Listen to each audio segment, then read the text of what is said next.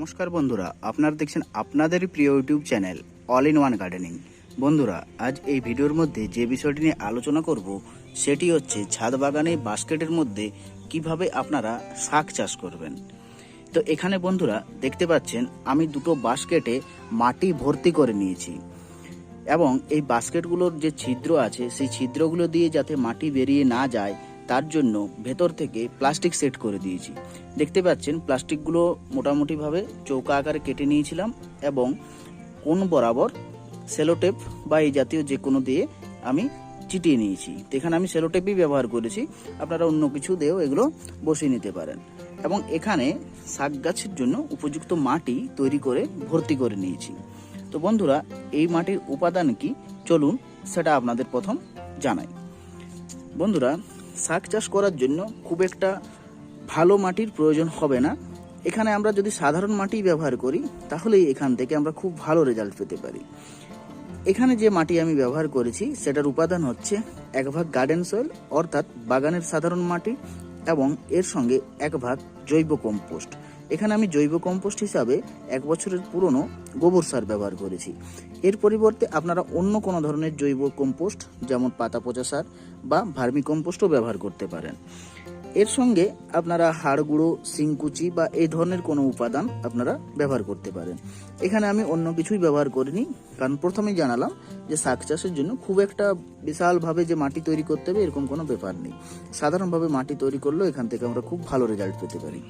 তো এই মাটি আমি দুটো বাস্কেটের মধ্যে ভর্তি করে নিয়েছি এবং খানিকটা এখানে রেখেছি। শাকের বীজ এই বাস্কেটগুলোতে ছড়ানোর পর উপর থেকে চাপা দিতে হবে, না হলে সেগুলো বিভিন্ন স্থানে সরে যেতে পারে। বর্ষার যে বৃষ্টির জল তার ফলেও সরে যেতে পারে, বা পিঁপড়ে জাতীয় যে কোনো পোকা বা এ ধরনের কিছু এগুলো বয়ে অন্য স্থানে নিয়ে চলে যেতে পারে। তাই উপর থেকে আমাদের চাপা দিতে হবে। এছাড়া মাটি উপর থেকে চাপা দেওয়ার একটা গুণাগুণ আছে, সেটা হচ্ছে বীজগুলোর মধ্যে যে হিট সেটা তৈরি হয় এবং বীজগুলোর থেকে অঙ্কুরোদ্গমে সাহায্য হয়। তো আমরা এই যে অতিরিক্ত যে মাটি আমি রেখেছি এটা বীজগুলো দেওয়ার পরে ওপর থেকে হালকাভাবে একটা লেয়ার বানিয়ে দেব। তো চলুন বন্ধুরা, প্রথমে আমরা এখানে কিছু বীজ ব্যবহার করি। তো বন্ধুরা, এখানে শাক চাষের জন্য যে শাকের বীজ আমি ব্যবহার করব সেটি হচ্ছে, দেখতে পাচ্ছেন কাটোয়া ডাঁটা জাতীয় যে শাক হয় সেটি। এই শাকের বীজ আমি বেছে নিয়েছি কারণ এই শাক ছোটোর থেকেই আমরা সাধারণ শাক হিসেবেও যেমন ব্যবহার করতে পারি, এই গাছ কিছুটা বড় হওয়ার পর এগুলোকে আমরা ডাঁটা হিসাবেও ব্যবহার করতে পারি এবং এই শাক দীর্ঘদিন রেখে খাওয়া যায়। অর্থাৎ বাস্কেটের মধ্যে থাকলে সেটা অনেক দিন রেখে করে আমরা খেতে পারি। এমন না যে খুব তাড়াহুড়োর মধ্যে এগুলো খেয়ে নিতে হবে, না হলে এগুলো নষ্ট হয়ে যেতে পারে, এরকম কোনো ব্যাপার থাকে না এই জাতীয় শাকের ক্ষেত্রে। তো আমি এই ধরনের একটি শাকের বীজ নিয়ে এসেছি, যেগুলো কৃষি বিষয়ক দোকান হয় সেখান থেকে। তো আপনারা এগুলো অনলাইনেও সংগ্রহ করে নিতে পারেন বা কৃষি বিষয়ক দোকান থেকে বা নার্সারি থেকেও সংগ্রহ করে নিতে পারেন। তো বন্ধুরা, এরপর এই যে বীজ আছে এগুলো আমি এখানে ছড়িয়ে দিচ্ছি।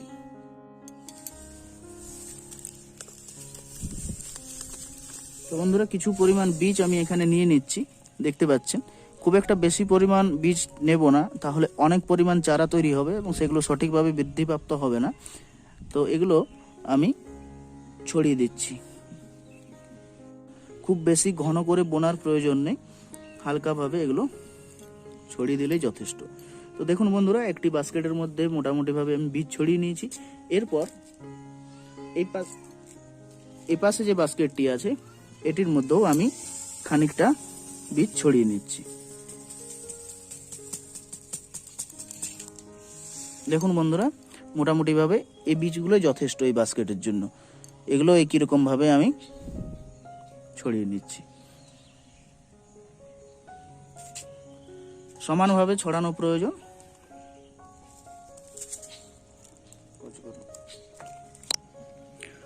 তো বন্ধুরা, এরপর যে অতিরিক্ত মাটি রেখেছিলাম সেটা দিয়ে উপর থেকে একটা লেয়ার বানিয়ে দিচ্ছি। এভাবে ঠিক এগুলো ছড়িয়ে ছড়িয়ে একটা লেয়ার বানিয়ে দিতে হবে, যাতে সমস্ত বীজগুলো খুব ভালোভাবে চাপা পড়ে যায়।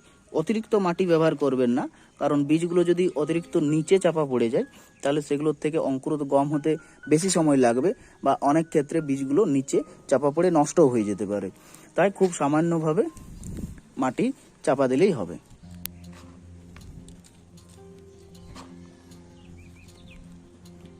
এরপর বন্ধুরা একই রকম ভাবে আরেকটি যে বাস্কেট আছে সেটির মধ্যেও আমি মাটি চাপা দিয়ে নিচ্ছি।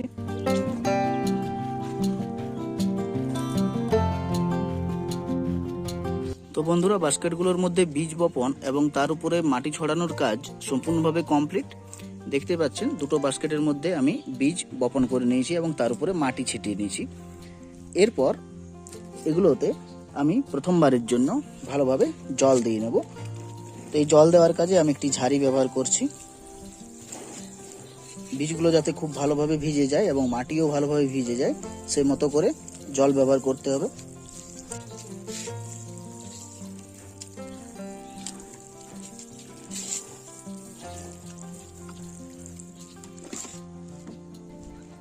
তো বন্ধুরা দেখতে পেলেন এখানে আমি জল দিয়ে নিলাম এবং প্রথমবার অবশ্যই মাটি খুব ভালোভাবে ভিজিয়ে দিতে হবে। এরপর থেকে মাটির আর্দ্রতা বুঝে সেখানে জল ব্যবহার করতে হবে।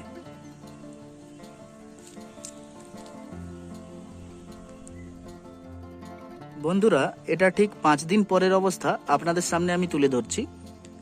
লক্ষ্য করুন বীজগুলো থেকে নতুন চারা বেরোনো শুরু হয়েছে।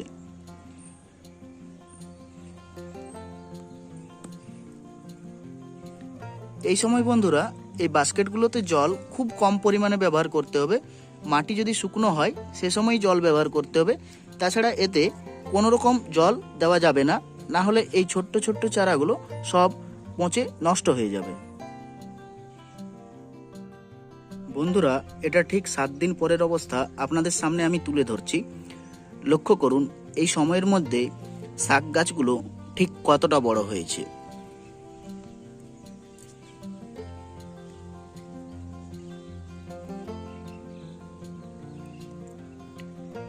তবে বন্ধুরা এই সময়ের মধ্যে শাক গাছগুলো বড় হলেও তার সঙ্গে সঙ্গে বেশ কিছু আগাছা এখানে জন্মেছে এবং সেগুলোও বৃদ্ধি পেতে শুরু করেছে। লক্ষ্য করলেই দেখতে পাবেন দুটো বাস্কেটের মধ্যেই কিছু না কিছু আগাছা এখানে হয়েছে। তো এই আগাছাগুলো আমরা প্রথমে পরিষ্কার করে নেব।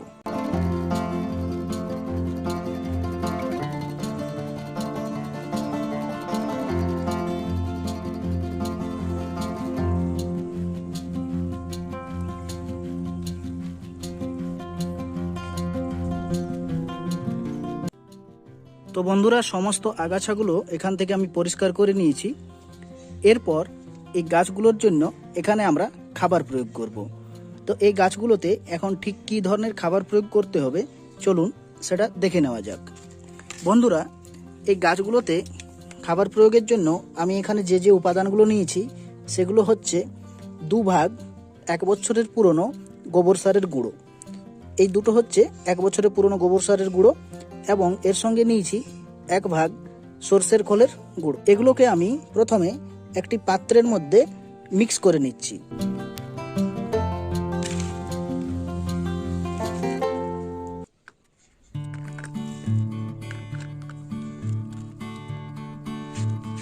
বন্ধুরা এই সমস্ত উপাদানগুলো খুব ভালোভাবে মিশিয়ে নিতে হবে এবং এগুলোকে আমাদের গাছের গোড়ায় প্রয়োগ করতে হবে। এরপর বন্ধুরা এই মিশ্রণটি আমরা ঠিক এভাবে গাছের গোড়ার চারপাশে ছড়িয়ে দেব। এখানে যেহেতু প্রচুর পাতা হয়ে গেছে তাই এগুলো পাতার উপরেই পড়বে প্রথমত, তারপর ঠিক এভাবে যদি আমরা পাতাগুলোকে নাড়িয়ে দিই তাহলে সেগুলো গাছের গোড়ায় ঠিক পৌঁছে যাবে। তো এভাবে আমরা এখানে এই সারটি ব্যবহার করতে পারি।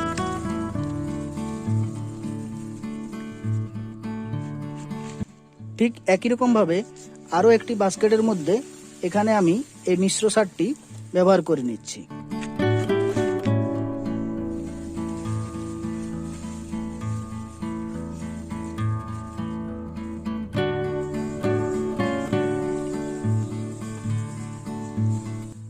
বন্ধুরা এরপর একটি ঝাড়ির সাহায্যে এখানে ঠিক এভাবে জল দিয়ে নিতে হবে। এভাবে যদি আমরা জল দিই তাহলে গাছের পাতার মধ্যে যে সমস্ত সারের অংশগুলো লেগে আছে সেগুলো ধুয়ে নিচে নেমে যাবে এবং গাছের জন্য প্রয়োজনীয় জলও এখান থেকে গাছ পেয়ে যাবে।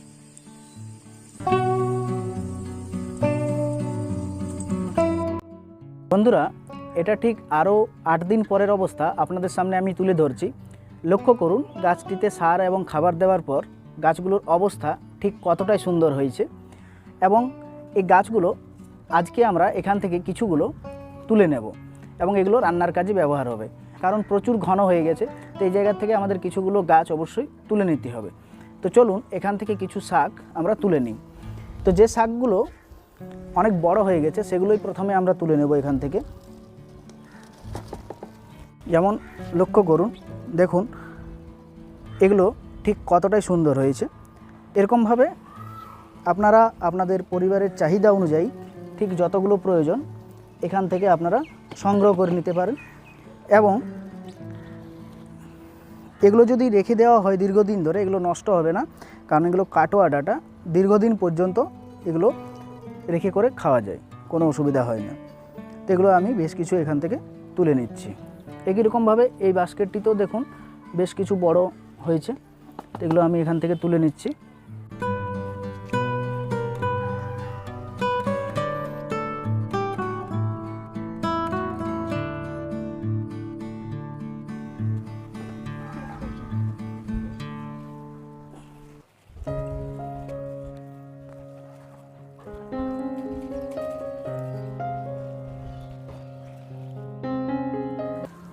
তো বন্ধুরা দেখুন বেশ কিছু শাক আমি এখান থেকে তুলে নিলাম, এগুলোই আমাদের পরিবারের জন্য যথেষ্ট।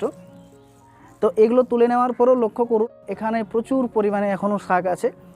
তো এগুলো পরিবারের প্রয়োজন অনুযায়ী পরবর্তীকালে ধীরে ধীরে এগুলো তুলে নেওয়া হবে। তো বন্ধুরা ঠিক এভাবেই আপনারা আপনাদের ছাদ বাগানে এই বাস্কেটের মধ্যে খুব সহজেই খুব স্বাস্থ্যসম্মত এবং ভালো মানের শাক উৎপাদন করতে পারেন। তো যারা আপনারা ভিডিওটি প্রথম থেকে শেষ পর্যন্ত দেখলেন তাদের অসংখ্য ধন্যবাদ। এখানেই আজ ভিডিওটা শেষ করছি। সকলে খুব ভালো থাকবেন, সুস্থ থাকবেন। নমস্কার।